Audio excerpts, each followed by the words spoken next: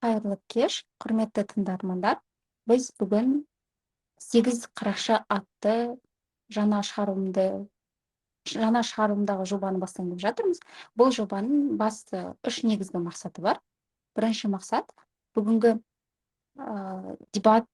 қазіргі дебаттағы тренингтер жайлы, жалпы дебаттағы форматтар, ережелер жайлы құнды ақпараттар осы подкасттарда болатын болады.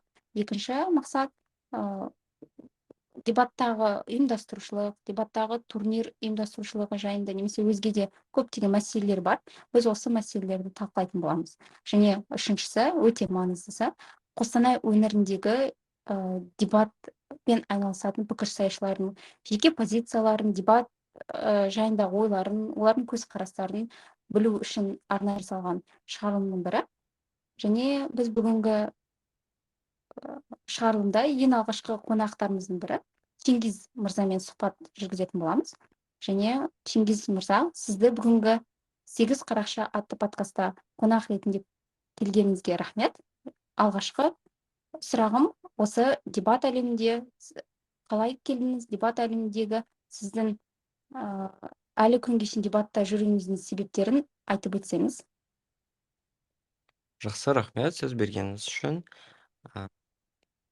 Дебат әлеміне мен ағам арқылы келдім, себебі ағам Астанадағы Аманат дебат клубының мүшесі болды, және ол демалыстарда үйге келген кезде мен Аманат дебат клубы туралы көбірек еститінмін, және олардың турнирларға шығатыны туралы, Семейге шығатыны немесе Қарағандыға жаңағы республикалық турнирларға шығатыны туралы үйде жиі естігеннен кейін дебатқа деген қызығушылығым болатын мектеп кезінде, және мектепте сол дебат ойнай бастадым. Солай мен дебат әлемінде келдім. Одан кейін студенттік шақта дебат ойнау ол менің бірден-бір хоббиім болып кетті. Жақсы. Теңгиз мырза, мындай сұрақ біз үшін өте қызықты, тыңдармандарға да қызықты деп ойлаймын. Сіз дебатта қандай да бір өкінішіңіз немесе дебаттағы бір қиындықтар болды ма? Болса, осы жерде сізде мүмкіндік бар, сол жайында айтып кетуге. Дебаттағы менің өкінетін затым және бір қуанатын затым, түсіну бойынша, яғни мен үшін бірінші ол екінші курстағы жаңағы менің кубок алмауым, өзімнің жеке индивидуалды тұрғыда бір жетістікке жетпеуім, бірде екі финалдарында немесе ЛД финалдарында көп жағдайда поражение, яғни осы ұтылыстарға ұшырауым мені осы жылы қатты өкіндіреді. Алайда жаңағы мен жанама тұрғыда жетістіктерге жеттім, яғни мен өзім кубок алмасам да, мен дайындаған оқушылар республикалық турнирларда топ жарады, немесе мен дайындап жатқан қазіргі өзімнің шәкірттерім, былайша айтқанда бірінші курстарым республикалық деңгейлерде бірінші немесе екінші орындар ала алатын жағдайда. Жақсы, түсінікті. Келесі сұрақ, осы қиындықтарға қарамастан дебаттағы жастар, қазіргі мектеп лигасы болсын, студенттік лига болсын, неге олар әлі күнге шейін осы дебатқа қатысуға ынталы? Оларды әлі де дебат әлемінде жүрулеріне итермелеуші күш не деп ойлайсыз? Алғашқы кезекте мен ойлаймын, ол қазіргі дебат қоғамындағы авторитарлы, авторитетті адамдардың бар болуы, мысалға Қарагөз ханым, Аягөз ханым сияқты, немесе біздің дебатта әлі де танымал Дастан ағай деген аламниктер бар. Осы аға және аламниктарға сүйене отырып, бізде дебат туралы оқушылар көбірек естиді, және осы адамдардың дебатта жүрген жолдары туралы естігеннен кейін олар дебат ойнауға ынталы болады, және болашақта солар сияқты тұлға болып қалыптасқылары келеді.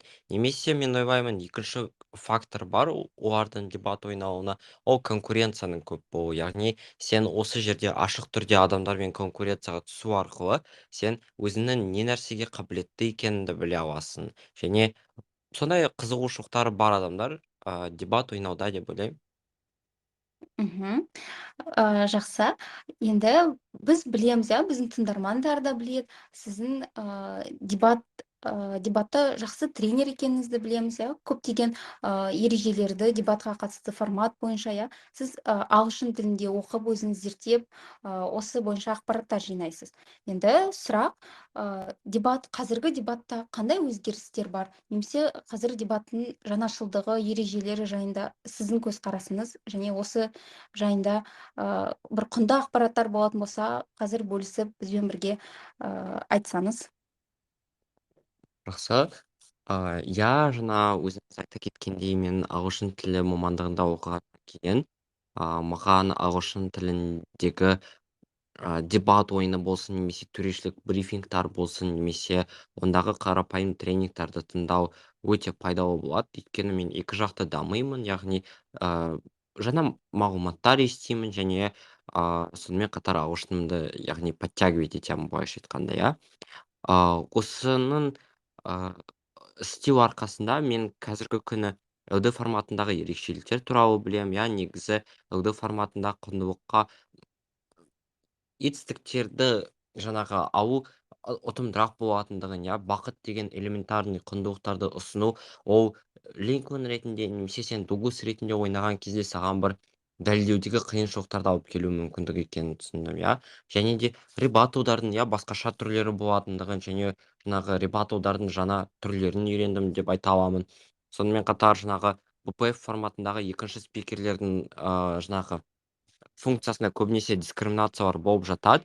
Алайда мен өзім осыны оқығаннан кейін ендігі кезекте білем, то что екінші спикерлер көп жағдайда компаратив, яғни салыстыруларға бағытталады, және олардың осы баста атқаратын функциялары салыстыру.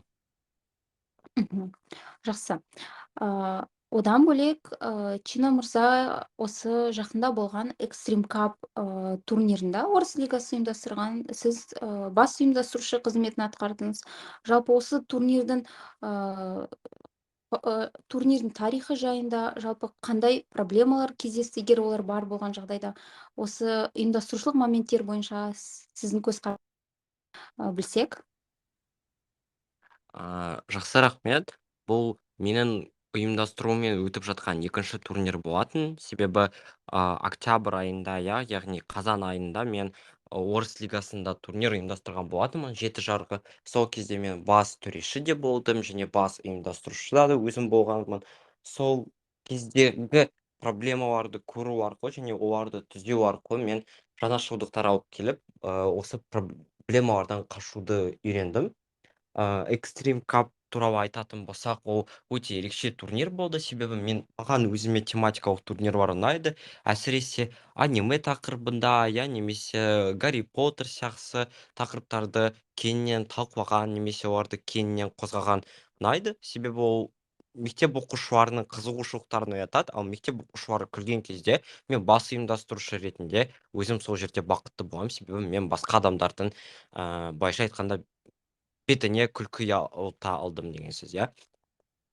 Енді сол турнирға келетін болсақ, ол турнир бізде гранд турнир болатын, яғни ол турнирдің жеңімпаздарына бір арнайы приздар болатын, немесе жаңағы турнирдің тэбі былайша айтқанда осал емес, өте мықты тэб бізде құрылған болатын. Өйткені Қостанайдың мектеп лигалары мойындау керек. Қазіргі Қостанайдың мектеп лигалары, әсіресе орыс, өте жақсы дебатерларды қамтитын лига. Сол себепті осы гранд турнирдің өтуі ерекше болды. Ендігі кезекте біз турнир сол Extreme Cup қалай өтті, өйткені бас организатор өзім болғаннан кейін мен алғашқы кезекте жаңағы бас төреші ретінде кімді қоятынымды, және төрешілердің коллегиясын таңдаудағы жаңағы бір септіктерімді тигізсем, содан кейін жаңағы резолюциялар жасап жатқан кезде, бас төреші резолюцияларды жасап жатқан кезде, осы анимеге қатысты резолюцияларды жасауын өтініп, сондай турнирға қатысты бір фишкалар дейді ғой, изюминкаларды табуға тырыстым. Одан кейінгі біздің турнирдің ерекшелігі мынада болды. Спикерлер тіркелген кезде біз олардың атымен атамаймыз, біз персонаждың атымен атаймыз. Сен мысалға шын есімін Аягөз болса, біз сені жаңағы сенің персонажың Сакура болуы мүмкін, немесе Ино сияқты басқа да персонаждар болуы мүмкін, және сені румда Біз құрметті Аягөз ханым деп айтпаймыз, біз құрметті Инна, құрметті Сакура, сен мынандайсың деп осындай дебат ойынын ойнайтын едік.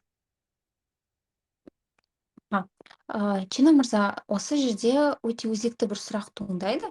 Қазіргі дебатта кейбір пікірсайысшылар ұйымдастырушылыққа басымдық берілмеу қажет. Бүгін таңда біз үшін өте маңызды дебат ойнау деген түсініктер бар. Адамдар бар, көзқарастары бар. Екінші бағытта көбінесе жаңа сіз айтып жатқан тематикаларға басымдық беретін, немесе ұйымдастырушылықты да қатар алып жүру қажет деген көзқарасы бар адамдар тобы бар.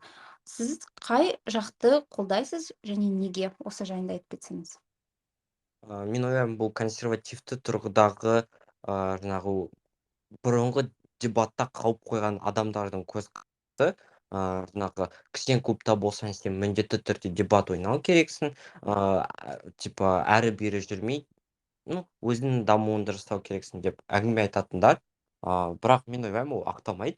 Себебі дебатқа келген адам өзін в любой жерде табу алу керек, иә. Әсіресе парасат дебат клубында біз осы нәрсеге мән береміз.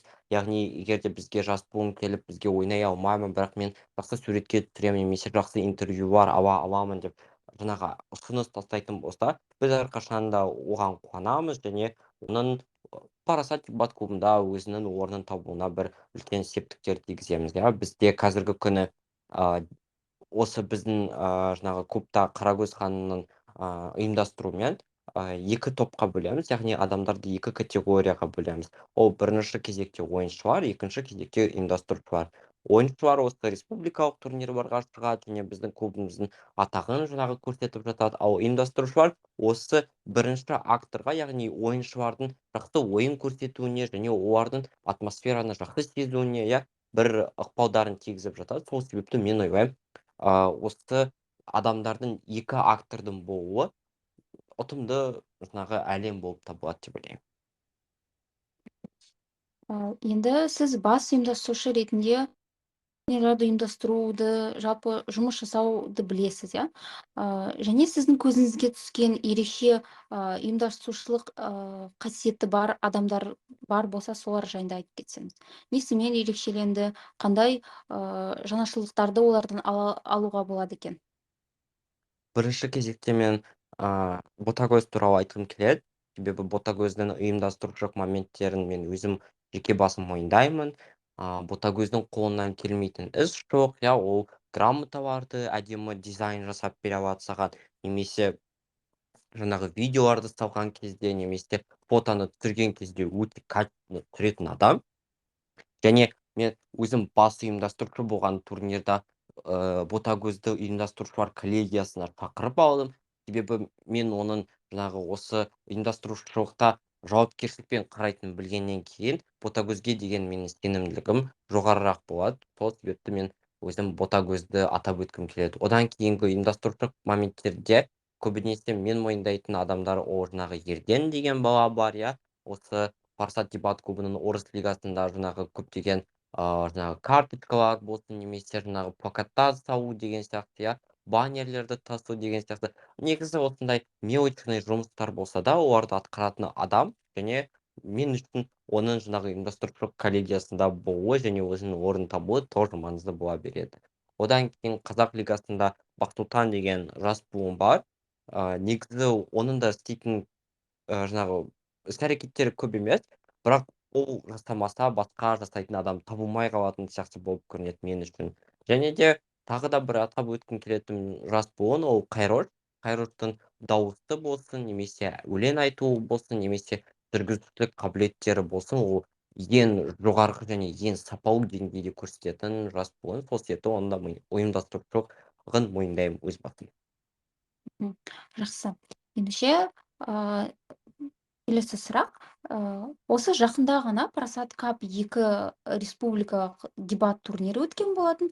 Сіз сол турнирда бас төреші қызметін атқардыңыз.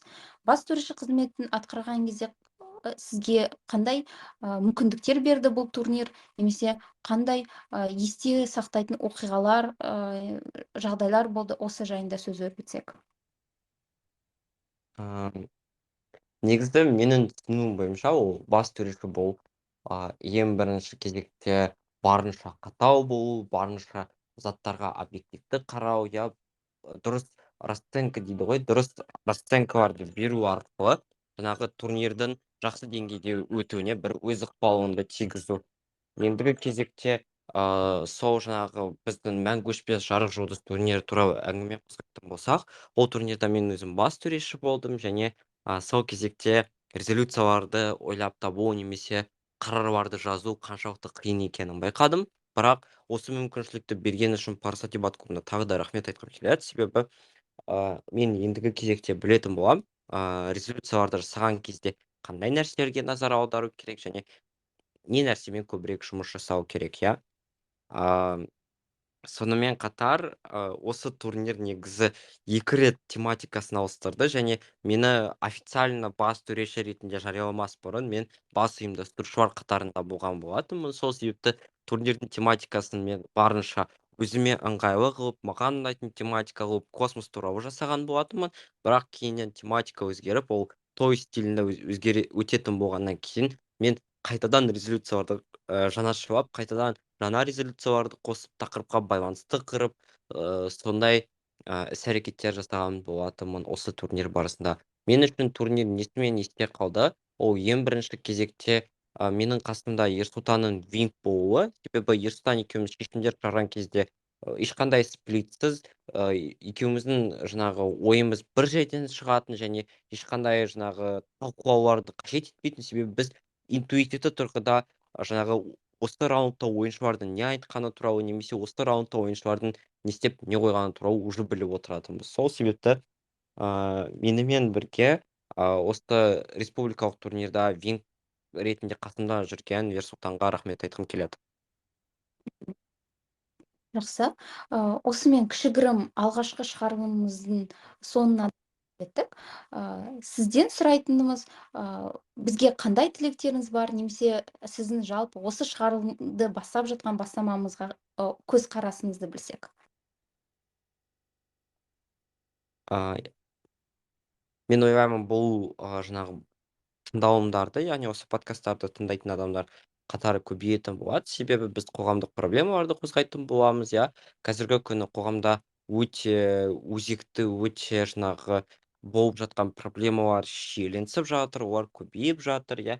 Сол жаңағы қарапайым тұрғындардың, мысалға тұрғындардың жаңағы әйел адамдарға деген көзқарасы, иә, яғни равноправие дейді ғой. Сол нәрселерге көзқарасы немесе тағы да бір көзқарастарды талқылау арқылы мен ойлаймын, біз жалпы дебат әлеміндегі болу керек дүниелер туралы әңгіме айтатын боламыз.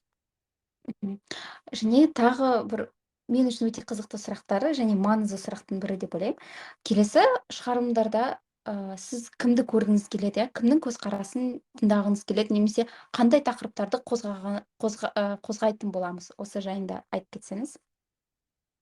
Мен өзім авторитарлы қоғамның болуына қарсымын. Сол себепті осы подкасттардың лебіне ата буындарға қарағанда мен жас буындарды немесе орта буындарды көбірек көргім келеді. Себебі жаңағы жас буындарға мүмкіндік беру, мен ойлаймын, біздің аға буын ретінде, орта буын ретіндегі ол бірден бір міндеттеріміздің бірі.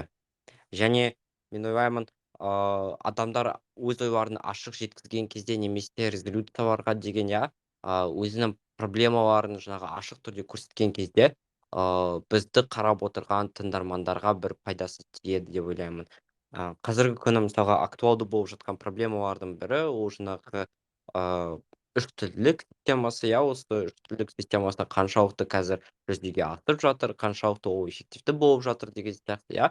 Сондай соның көлеміндегі резолюцияларды талқылау арқылы жалпы дебатты қалай дұрыс ойнау керек, біздің жететін, иә, осы жетістіктеріміз, және қандай жаңағы дебат ережелері бар, адамдардың ұмытып кетіп жатқан, сондай мелочный заттар болсын немесе ауқымды заттар болсын, оларды осы біздің подкасттарда талқылайтын боламыз. Осымен біздің алғашқы шығарылым аяқталды. Келесі көріскенше бізбен бірге болыңыздар. Және айта кететін дүние, біздің подкасттың тақырыптары, жалпы қонақтары жайлы ақпараттарды біздің әлеуметтік желімізге жазсаңыздар болады, комментарий бөлімінде. Міндетті түрде Қостанай өңірінің медиасын, дебат медиасын дамытуға әрбір пікірсайысшы, әрбір азамат өз үлесін қосса деген ниеттеміз. Тілектеріңіз болса, ұсыныстарыңыз болса, біз міндетті түрде оны іске асыруға дайынбыз. Сізге рахмет сұхбат үшін, Шина мырза. Келесі Аха, кездескенше. сізге рахмет шақырғаныңыз үшін.